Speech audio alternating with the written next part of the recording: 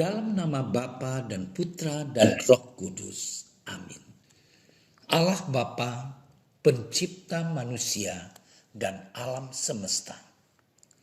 Kami bersyukur kepadamu karena Engkau selalu bersabda kepada kami melalui kitab suci, alam semesta dan sesama kami.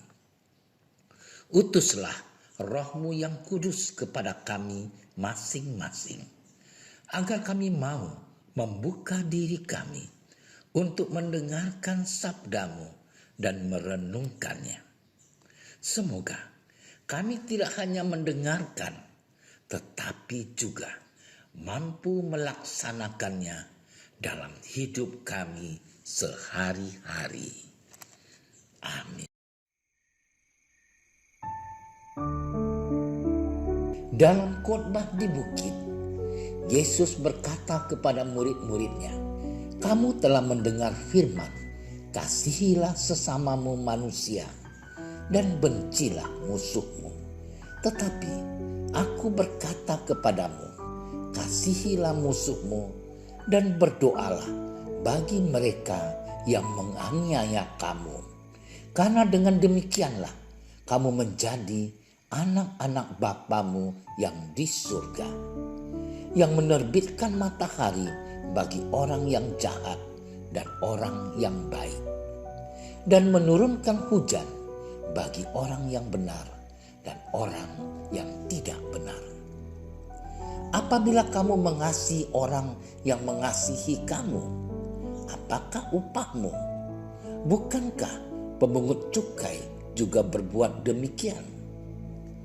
Dan apabila kamu hanya memberi salam kepada saudara-saudaramu saja, apakah lebihnya daripada perbuatan orang lain?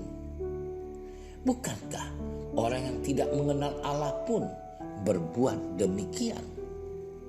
Karena itu haruslah kamu sempurna, sama seperti Bapamu yang di surga adalah sempurna.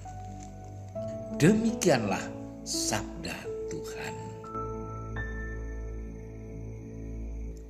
Saudara-saudariku yang dicintai oleh Tuhan, pada tanggal 13 Mei tahun 1981, Paus Yohanes Paulus II menjadi korban penembakan. Penembakan tersebut dilakukan oleh Mehmet Ali Yahya Apka di lapangan Santo Petrus, Vatikan. Paus tertembak oleh peluru pertama di bagian perut dan tembakan kedua di tangan kiri. Setelah menjalani perawatan, Sri Paus membacakan Regina Caeli atau doa Ratu Surga untuk menghormati Bunda Maria, dan ia memberikan pengampunan kepada Apka. Bahkan Sri Paus menyebut Apka sebagai saudaranya. Ia pergi mengunjungi Apka di penjara. Saudara-saudariku yang dicintai oleh Tuhan, ampunilah musuhmu, cintailah musuhmu, dan berdoalah bagi mereka yang menganiaya kamu. Merupakan pesan inti Injil dari sabda Yesus hari ini. Ini merupakan perintah Kristus kepada para pengikutnya. Sebab jika kamu melakukan kebaikan kepada mereka yang juga melakukan kebaikan kepada kamu, apa lebihnya? Sebab orang-orang Farisi dan bahkan orang jahat sekalipun melakukannya. Pengikut Kristus harus melakukan lebih dari itu, sama seperti Bapamu yang di surga, yang menerbitkan matahari bagi orang yang jahat dan orang yang baik, dan menurunkan hujan bagi orang yang benar dan orang yang tidak benar.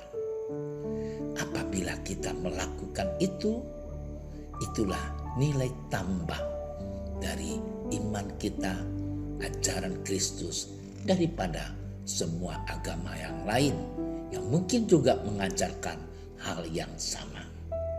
Saudaraku yang dikasihi Tuhan, kita semua dipanggil untuk mengampuni musuh dan berdoa bagi mereka yang menganiaya kita. Sebagai orang Kristen, ini adalah perintah utama. Kejahatan apabila dibalas dengan kejahatan akan menimbulkan kejahatan baru, menciptakan kekacauan lain dan unsur balas dendam yang takkan terputus. Hanya kasih yang dapat memutuskan lingkaran setan kejahatan dan balas dendam. Itulah sebabnya Yesus memilih jalan salib. Sebab hanya kasih yang dapat memusnahkan kejahatan dan membawa kehidupan ke jalan yang penuh dengan kedamaian. Saudara-saudariku yang dikasihi oleh Tuhan, kita bisa mencontoh Santo Yohanes Paulus II ataupun kisah orang kudus lainnya dalam mengampuni. Kita bisa saja berdalih, saya bukan Santo Yohanes atau saya bukan orang kudus. Ingat, standar kita bukan Yohanes atau orang kudus, tapi adalah Kristus sendiri. Itulah sebabnya Kristus mengatakan, hendaklah kamu sempurna, sama seperti Bapamu yang di surga adalah sempurna. Jika kita mengampuni, berarti Allah yang mengampuni. Saudara-saudariku yang dikasihi Tuhan, marilah selama masa Prapaskah ini kita belajar untuk saling mengampuni satu sama lain, untuk menyingkirkan rasa dendam dalam diri kita. Selamat bermenung. Tuhan memberkati kita. Tuhan Yesus, tumbuh kembangkanlah dalam hati kami upaya-upaya positif dalam mengampuni, sehingga kami dapat mengalahkan kejahatan yang ada dalam diri kami dan di luar diri kami dengan perbuatan kasih. Engkau kami puji dan kami muliakan sepanjang segala masa. Amin. Kami berdiri di hadapan-Mu, ya Roh Kudus. Pada saat kami berkumpul di dalam nama-Mu, bersama-Mu sendiri yang membimbing kami, membuat diri-Mu nyaman berdiam di hati kami. Ajarilah kami jalan yang harus kami tempuh dan bagaimana kami harus mengikuti jalan itu. Kami lemah dan berdosa. Jangan biarkan kami mendukung kekacauan. Jangan biarkan kebodohan menuntun kami ke jalan yang salah. Jangan pula keberpihakan mempengaruhi tindakan-tindakan kami. Kiranya kami menemukan di dalam Engkau kesatuan kami, agar kami boleh berjalan bersama menuju kehidupan abadi dan tidak menyimpang dari jalan kebenaran dan apa yang benar. Semua ini kami mohon kepadamu yang berkarya di setiap tempat dan waktu dalam persekutuan dengan Bapa dan Putra untuk selama-lamanya. Amin. Bapa kami yang ada di surga, dimuliakanlah nama-Mu. Datanglah kerajaan-Mu.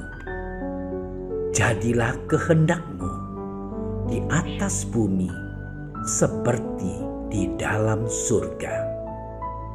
Berilah kami rezeki pada hari ini, dan ampunilah kesalahan kami, seperti kami pun mengampuni yang bersalah kepada kami. Dan janganlah masukkan kami ke dalam percobaan, tetapi bebaskanlah kami dari yang jahat. Amin. Salam Maria, penuh rahmat, Tuhan sertamu. Terpujilah engkau di antara wanita, dan terpujilah buah tubuhmu Yesus. Santa Maria, Bunda Allah, doakanlah kami yang berdosa ini, sekarang dan waktu kami mati. Amin. Kemuliaan kepada Bapa dan Putra dan Roh Kudus, seperti pada permulaan, sekarang, selalu, dan sepanjang segala masa. Amin. Dalam nama Bapa dan Putra dan Roh Kudus. Amin. Terima kasih sudah menyaksikan renungan hari ini. Jangan lupa like, subscribe, dan aktifkan tombol loncengnya agar Anda yang pertama mendapatkan notifikasi updatean renungan harian dari Komsos Keuskupan Padang. Dan bagikan ke sosial media agar saudara-saudara kita dapat mendengarkan dan merenungkan firman Tuhan.